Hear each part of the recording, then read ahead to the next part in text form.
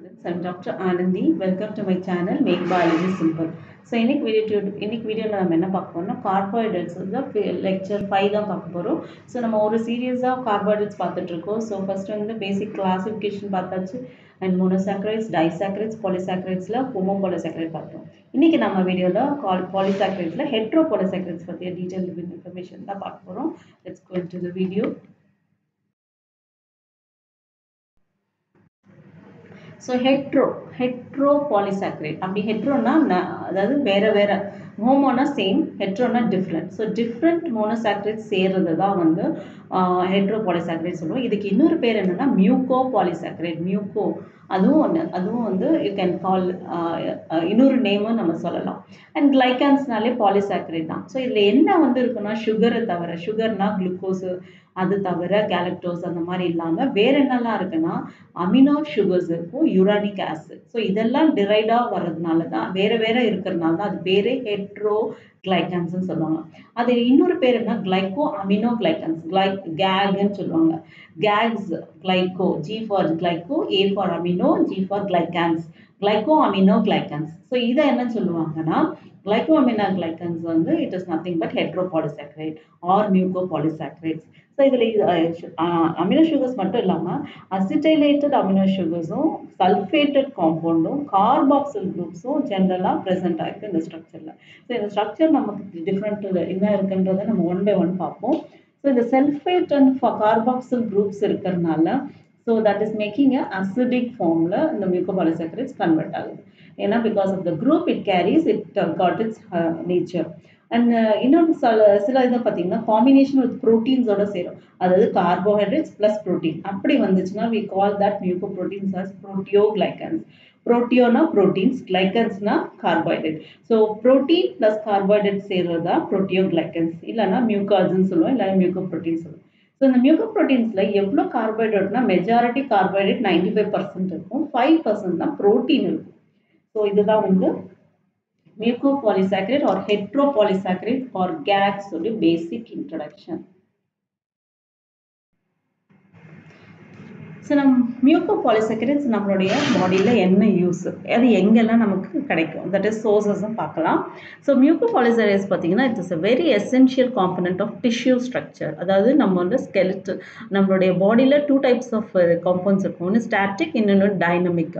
So நம்மளுடைய பாடி பில்டிங்க்கு இந்த mucopolysaccharidesக்கு ரொம்ப யூஸ் ஆகும். நம்ம டிஷ்யூஸ்லேருந்து அண்ட் நம்ம ரிசப்டார்ஸ்லேருந்து தென் சிக்னலிங் மாலிகுலெல்லாம் இந்த பாலிசாக்கரைட்ஸோடைய ரோல் வந்து ரொம்ப இம்பார்ட்டன்ட். ஸோ அதுக்கு தான் நம்ம மெயினாக mucopolysaccharides வந்து யூஸ் ஆகும். அது எங்கெல்லாம் நமக்கு வந்து தேவைப்படுதுன்னு பார்த்தீங்கன்னா இந்த கனெக்டிவ் டிஷ்யூ நம்மளுடைய extra cellular spaces of the tissues connective டிஷ்யூஸில் இருக்கும், cartilages, skin, blood vessels, tendons.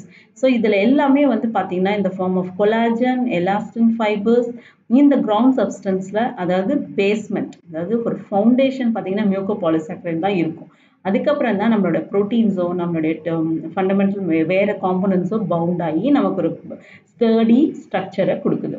So அந்த கிரவுண்ட் சப்ஸ்டன்ஸ் பார்த்தீங்கன்னா என்னெல்லாம் மெயினாக இருக்கும், ஒன்று ஹைலூரோனிக் ஆசிட், இன்னொன்று காண்ட்ரட்டன் 4 சல்ஃபேட், இன்னொன்று வந்து heparin, dermatan sulphate and keratin sulphate. So இதெல்லாம் சேர்ந்தது தான் நம்ம என்ன சொல்லுவோம் கிரவுண்ட் சப்ஸ்டன்ஸ். கிரவுண்டுன்னா பேஸ்மெண்ட்.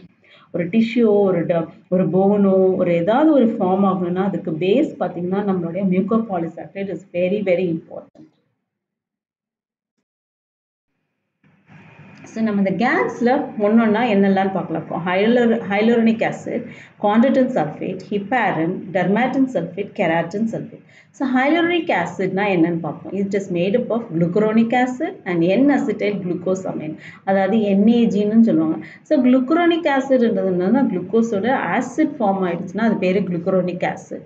N-அசிட்டைல் குளுக்கோசமைன் இது வந்து குளுக்கோஸோட ஒரு அசிட்டைல் குரூப் ஒரு அமைன் குரூப்பும் சேர்ந்துச்சுன்னா N-அசிட்டைல் குளுக்கோசமைன் சொல்லுவாங்க. இது பேர் NAGன்னு சொல்லுவாங்க. இந்த ரெண்டு காம்போனண்ட்டும் பார்த்தீங்கன்னா டிஃப்ரெண்ட்டாக இருக்கிறதுனால தான் அது பேர் ஹெட்ரோபாலிசாக்கரைட்னே பேர் வந்தது. ஸோ இந்த காம்போசிஷன் பார்த்தீங்கன்னா உங்களுக்கு எங்கெல்லாம் இருக்கும் மெயினாக நம்ம பாடியில் எங்கெல்லாம் இருக்குன்னு பார்த்தீங்கன்னா கனெக்டிவ் டிஷ்யூ, சினவல் ஃப்ளூயிட், விட்ரஸ் ஹியூமர் அதாவது நம்ம கண்ணுக்குள்ளே இருக்கிற ஃப்ளூயிடோ அண்ட் நம்ம எல்லா பாடியில் இருக்கிற ஜாயின்ஸில் இருக்கிற சினவல் ஃப்ளூயிட் அண்ட் கனெக்டிவ் டிஷ்யூ எங்கெல்லாம் இருக்கோ அங்கெல்லாம் இந்த காம்பவுண்ட் அதாவது hyaluronic acid will be more. So what is a function? இதனால நமக்கு என்ன நான் முன்னாடியே சொல்லியிருக்கேன், பாடியில் நமக்கு ஸ்டாட்டிக்காக நமக்கு ஒரு காம்போனண்ட் இருக்கும் போது தான் நம்மளோட functioning of the system is go smooth. So இப்போ இந்த பாலிசாக்கரைட் இருக்கிறதுனால தான் நமக்கு it act as a lubricant, shock absorbers and also promotes wound healing. அதாவது அடிப்பட்ட உடனே குணமாகுதுன்னா because of these hyaluronic acid. And இது வந்து லூப்ரிகன்ட், அதாவது மூவ்மெண்ட் ஆஃப் த பாடி, ஒரு நிற்கிறது, உட்காருது, எழுந்துக்கிறது, இந்த மூவ்மெண்ட் நம்மளோட பாடி எங்கெல்லாம் எந்த பார்ட்ஸ் ஆஃப் மெக்கானிக்கல் ஒர்க் பண்ணுதோ அதுக்கு நமக்கு லூப்ரிகண்ட்டாக தான் இந்த ஹைட்ரோபாலிசாக்கரைட்ஸ் யூஸ் ஆகுது, as well as shock absorber. Next chondroitin sulphate, இதுவும் ஹெட்ரோபாலிசாக்கரைட் தான். இதுல என்ன இருக்குன்னா N குளுக்கோஸ் ஆசிடும் N-அசிட்டைல் குளுக்கோசமைன் 4 சல்ஃபேட், அடிஷ்னல் பார்த்தீங்கன்னா ஒரு சல்ஃபேட் குரூப் ஆட் ஆயிருக்கு. ஸோ அதுதான் இங்கே வந்து டிஃப்ரென்ஸ். இது வேற வேற காம்பவுண்ட் இருக்கிறதுனால இது ஹெட்ரோபாலிசாக்கரைட் சொல்லுவாங்க. இது எங்க இருக்குன்னா cartilage, bone, skin, blood vessel wall, இந்த இடத்துல எல்லாம் மெயினாக நமக்கு இந்த கான்ட்ரேட்டன் சல்ஃபேட்டை பிளேஸ் அ மேஜர் ரோல். அது எதுக்கு யூஸ் ஆகுதுன்னா நம்மளுடைய ஸ்ட்ரக்சரும் டிஷ்யூஸோடைய ஷேப். அதாவது லிவர் செல் பார்த்தீங்கன்னா it's not round, it is hexagon டைப்ல இருக்கும். ஹெப்பாட்டிக் செல்ஸ் எல்லாம் டிஃப்ரெண்டாக இருக்கும். RBC cells different ஆகும். ஒவ்வொரு செல்க்கும் ஒவ்வொரு shape of the structure maintain ஆகுதுல்ல, அது because of this chondroitin sulphate. Next heparin. ஹிப்பாரினுடைய பேசிக் காம்பனன்ட்ஸ் என்னன்னா குளுக்கரோனேட் ஆசிட், 2 சல்ஃபேட் இருக்கும், N சல்ஃபோ குளுக்கோசமைன் 6 சல்ஃபேட். இதுல ரெண்டுமே பார்த்தீங்கன்னா சல்ஃபேட் குரூப் ஆட் ஆயிருக்கு டு த குளுக்கோஸ் காம்பவுண்ட். இது எங்க இருக்கும் மெயினா பார்த்தீங்கன்னா blood, lungs, liver, kidney, spleen, இந்த 5 ஆர்கன்லையும் இதோட ஹிப்பாரின் ரோல் மெயினாக இருக்கும். It is well known one. ஹிப்பாரின்னாலே நம்ம ஆன்டி கோயாகுலன்ட் சொல்கிறோம். ஏன்னா நம்மளுடைய பாடியில் பிளட் வந்து லிக்விட் ஃபார்மில் தான் ஓடுது.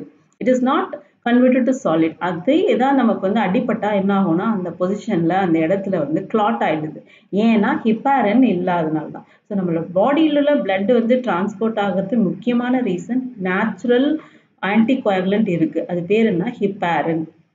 And then dermatan sulfate. Dermatan sulfate is also another example for heteropolysaccharide. அது பார்த்தீங்கன்னா L-iduronic acid, N-acetyl galactosamine 4 sulfate. So இதுதான் அதோடைய basic composition.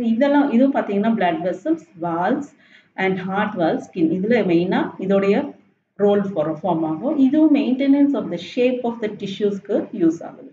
Last keratan sulphate. Keratan சல்ஃபேட்ல கேலக்டோஸ் இருக்கு. கேலக்டோஸ் நமக்கு நல்லாவே தெரியும், it is one of the monosaccharide. So and இன்னொரு காம்பவுண்ட் என்னன்னா N-அசிட்டைல் குளுக்கோசமைன் 6 சல்ஃபேட். இதுவும் பைண்டா இருக்கு. சல்ஃபேட்டு இந்த டீகேலக்டோஸ் சேருது தான் கெரட்டின் சல்ஃபேட்னு சொல்லுவாங்க. ஸோ இது எங்கே இருக்குன்னா cartilages of our body, cornea, connective tissues, இந்த 3 இடத்துலையும் இந்த கெரட்டின் சல்ஃபேட் டாமினண்ட்டாக இருக்கும். ஸோ இது எதுக்குன்னா கீப் த கார்னியா டிரான்ஸ்பரண்ட். அதாவது இது மெயின் ஃபங்க்ஷன் என்னன்றது பார்த்தீங்கன்னா to keeps the cornea transparent. So இதுதான் main function, distribution, composition and example of cakes.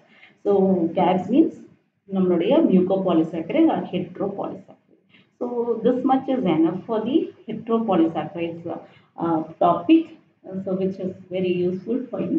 That's all in today's video. Thank you, students.